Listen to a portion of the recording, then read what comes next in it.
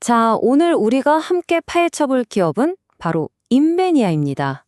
디스플레이 장비 회사인데요. 주가 흐름이 정말 롤러코스터 저리 가라 할 정도거든요. 과연 이 회사가 지금 불고 있는 이 OECD 골드러시에서 진짜 주인공이 될 수 있을지 지금부터 하나하나 뜯어보겠습니다. 일단 큰 그림부터 한번 보시죠. 지금 디스플레이 업계에 IT 기기용 OLED라는 어마어마한 파도가 밀려오고 있거든요. 이건 뭐 새로운 금광이 발견된 거나 마찬가지예요. 이런 기회의 시대에 과연 어떤 기업이 이 파도에 올라타서 스타가 될 수 있을까요? 오늘 우리의 이야기는 바로 이 질문에서 출발합니다. 오늘 이런 순서로 한번 살펴볼게요. 먼저 시장 전체의 큰 변화를 짚어보고요. 오늘의 주인공 인베니아라는 회사를 깊숙이 들여다볼 겁니다. 그리고 정말 드라마 같은 실적 턴어라운드를 확인하고 핵심 투자 포인트는 뭔지, 또 반대로 조심해야 할 리스크는 없는지 꼼꼼하게 따져보겠습니다. 마지막으로 가장 중요한 구체적인 투자 전략까지 이야기해볼게요. 네, 첫 번째 파트입니다. 지금 시장의 제일 뜨거운 감자는 뭐니 해도 LCD에서 OLED로의 전환이죠. 스마트폰은 이미 대부분 넘어왔고 이제 태블릿이랑 노트북까지 OLED가 대세가 되고 있어요. 이게 무슨 뜻이겠어요? 바로 장비 회사들한테는 엄청난 투자 기회의 문이 활짝 열렸다는 거죠. 여기서 핵심 키워드는 바로 이겁니다. 8.6세대. 이건 그냥 조금 업그레이드하는 수준이 아니에요. 아예 판이 바뀌는 겁니다. 삼성, LG, 그리고 중국의 BOE 같은 공룡 기업들이 미래 시장을 선점하려고 정말 조단위 돈을 쏟아붓는 말 그대로 쩐의 전쟁이 시작된 거죠. 자, 그럼 이 거대한 전쟁터에서 우리가 주목하는 인베니아는 대체 어떤 회사일까요? 2001년에 설립됐으니까 우리나라 디스플레이 장비 역사의 산증인이라고 할 수 있는 아주 뼈대 있는 베테랑 기업입니다. 인베니아의 주력 무기는 건식 식각 장비, 영어로는 드라이 에처라고 하는 건데요. 이게 뭐냐면 진공 상태에서 플라즈마 같은 걸로 아주 미세한 회로를 정밀하게 깎아내는 장비예요. 기술력이 엄청나게 필요하죠. 특히 디스플레이가 커지면 커질수록 이걸 균일하게 깎는 게 정말 어려워지거든요.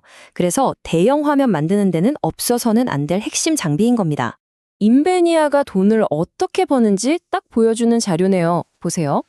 매출의 70% 이상이 새 장비를 팔아서 나와요. 이게 뭘 의미하냐면요. 삼성이나 LG 같은 고객사들이 공장을 새로 짓고 투자를 확 늘릴 때 인베니아의 실적도 같이 폭발적으로 성장하는 구조라는 겁니다. 투자의 파도를 온몸으로 타는 회사인 거죠. 여기서 진짜 재밌는 포인트가 나옵니다. 이 숫자 76.4%. 매출의 4분의 3 이상이 해외. 그것도 대부분 중국에서 나온다는 거예요. BOE, CSOT, 이런 중국의 디스플레이 대기업들이 인베니아의 가장 큰 손님이라는 거죠. 이게 인베니아의 가장 강력한 성장 엔진이기도 하지만 동시에 우리가 잠시 후에 살펴볼 가장 큰 리스크의 원인이기도 합니다. 자, 이제 인베니아 이야기의 하이라이트입니다. 바로 실적. 이 회사 재무제표를 보면요. 진짜 한 편의 드라마를 보는 것 같아요. 바닥까지 떨어졌다가 기적처럼 살아 돌아온 그런 이야기죠. 이 그래프 한번 보세요. 정말 드라마틱합니다. 2024년에 매출이 218억 원까지 그냥 뚝 떨어졌어요. 최악이었죠. 그런데 바로 다음 해인 2025년? 와, 이게 무슨 일이죠? 단 반년 만에 688억 원을 찍습니다. 작년 한 해 번 돈의 3배가 넘는 돈을 6개월 만에 벌어들인 겁니다. 이건 그냥 벼랑 끝에서 V자로 완벽하게 튕겨 올라온 거죠. 2024년이 얼마나 힘들었는지 이 숫자 하나가 다 말해줍니다. 마이너스 82%. 전년도에 비해서 매출이 거의 5분의 1 토막이 난 거예요. 진짜 회사 문 닫을 뻔한 그런 혹독한 겨울을 보냈다는 뜻입니다. 자, 그렇다면 이 엄청난 턴어라운드가 반짝하고 끝나는 게 아니라 진짜일 수 있는 이유, 인베니아에 투자해야 하는 핵심적인 이유 3가지를 지금부터 짚어보겠습니다. 이야기의 클라이맥스가 시작되는 거죠. 첫 번째는 바로 압도적인 기술력입니다.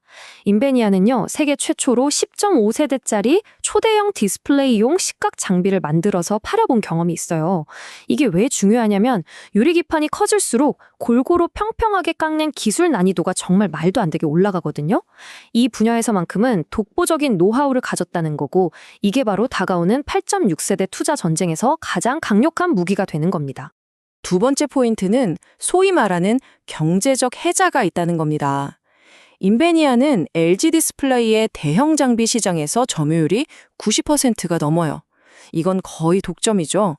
그러니까 LG 디스플레이가 대형 라인을 깔 때 사실상 인베니아 말고는 다른 선택지가 없다는 얘기예요.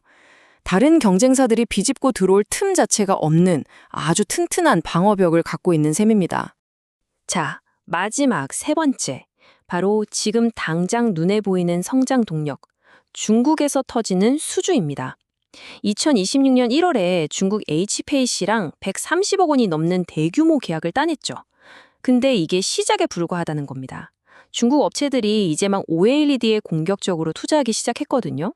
앞으로 인베니아의 수주 잔고는 계속해서 쌓일 가능성이 아주 높다는 거죠. 하지만 말이죠, 투자에 좋은 얘기만 있을 순 없죠. 지금까지 장밋빛 미래를 봤다면 이젠 반드시 우리가 확인하고 넘어가야 할 위험 요인들을 아주 냉정하게 분석해 볼 시간입니다. 그래야 균형 잡힌 판단을 할 수 있으니까요. 리스크는 크게 외부, 내부 두 가지로 나눠볼 수 있어요. 일단 밖으로는 수출 비중이 워낙 높으니까 환율이 오르내릴 때마다 실적이 춤을 출 수 있고요. 또 미중 갈등 같은 정치적인 문제도 언제 터질지 모르는 변수입니다.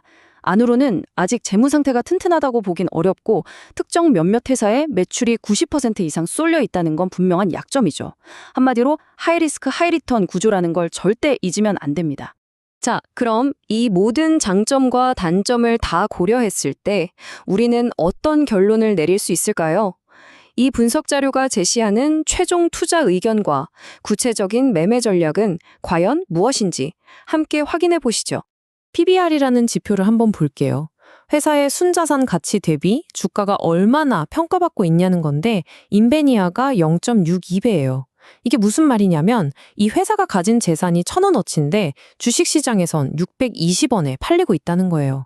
다른 경쟁사들과 비교해봐도 눈에 띄게 싸죠. 저평가되어 있다는 강력한 신호일 수 있습니다. 그래서 이 자료의 최종 결론은 매수입니다. 이 한 문장이 모든 걸 말해주네요. 최악의 터널을 지나 빛이 보이기 시작한 시점.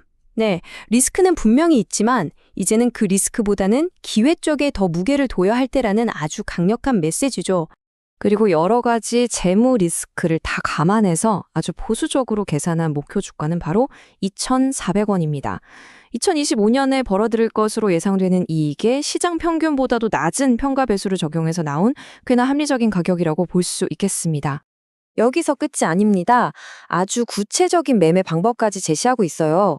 일단 지금 가격에서 절반 정도 사고 혹시 주가가 좀 빠져서 1,300원대까지 내려오면 그때 나머지 절반을 더 사는 분할 매수 전략이죠.